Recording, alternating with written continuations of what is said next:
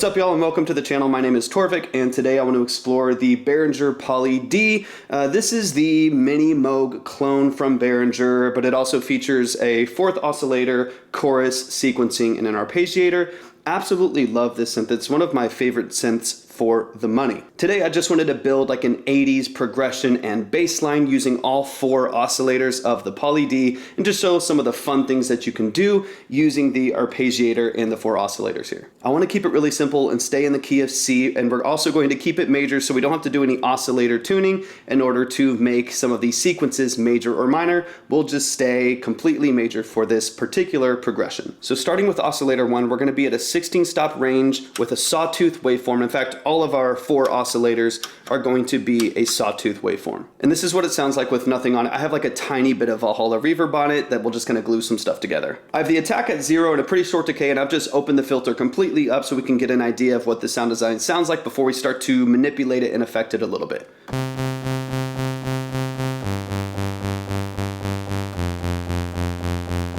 So that's going to be our progression. So the next thing I want to do is I'm actually going to move all the way down to oscillator number 4. We're going to flip that on.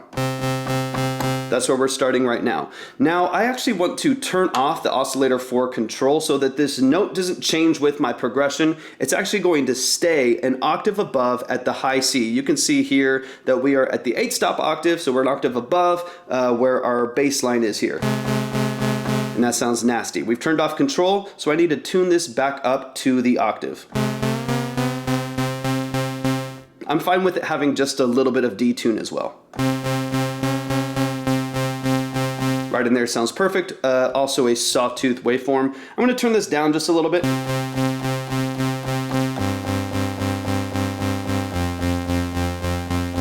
You can hear how the high octave doesn't change as I move through the progression.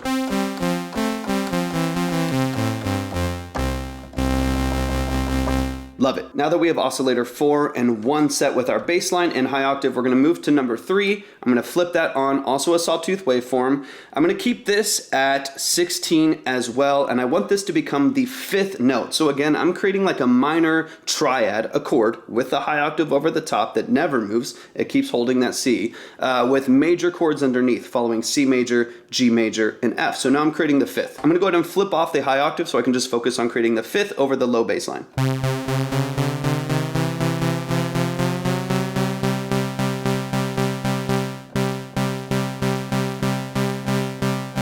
That sounds pretty good. Bring it down a little bit.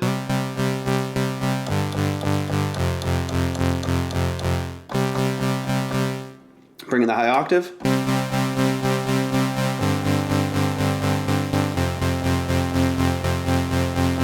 Beautiful. Now we're going to create the major third to the bass line using oscillator number 2 right here. This is an octave higher than the bass line, so we're at an 8 stop, also a sawtooth, and we're going to create the major third from here. So let's turn that on. I'm going to turn off the other oscillators so we can just focus on the third.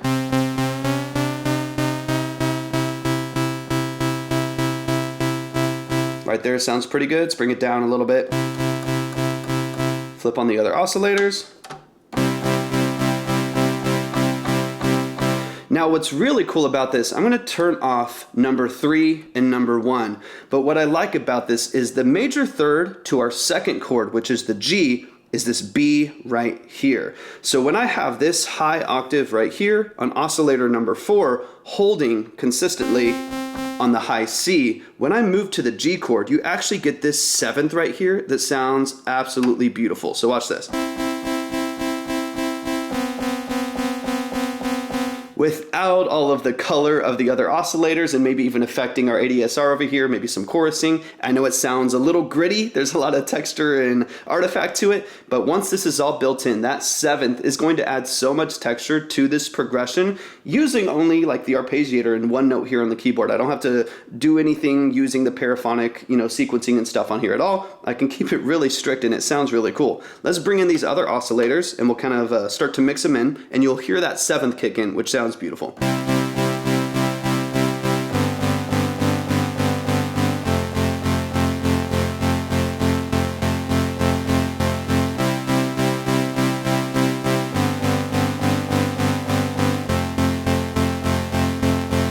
Now I just want to color this a bit, but it's going to be pretty dramatic. I'm going to turn on the chorus too, which I absolutely love here. I have a Juno 106, which is right here below the Poly D. I love the chorus circuitry here. It really, really brings this sound to life. I'm just going to bring this cutoff down until it feels kind of snappy 80s bass line, and then we'll mess with some other stuff, but let's see how it sounds. So all I'm going to do, let's turn on the arpeggiator and the hold so I can just hit a note and it'll go, and we'll kind of play through this progression here.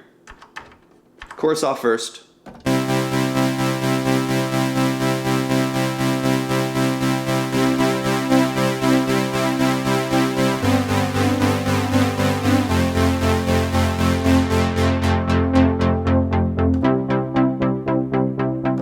Beautiful.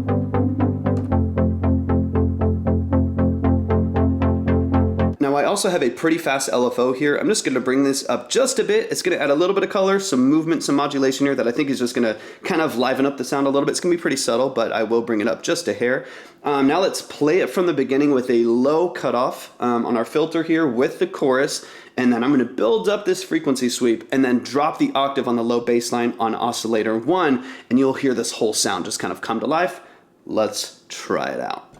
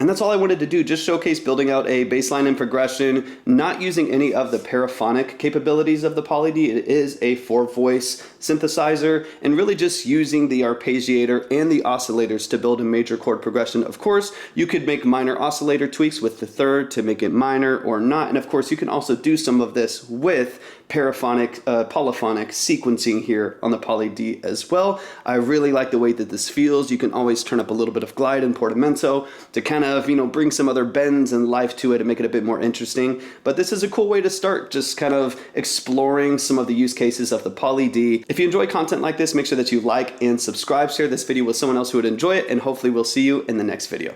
Peace.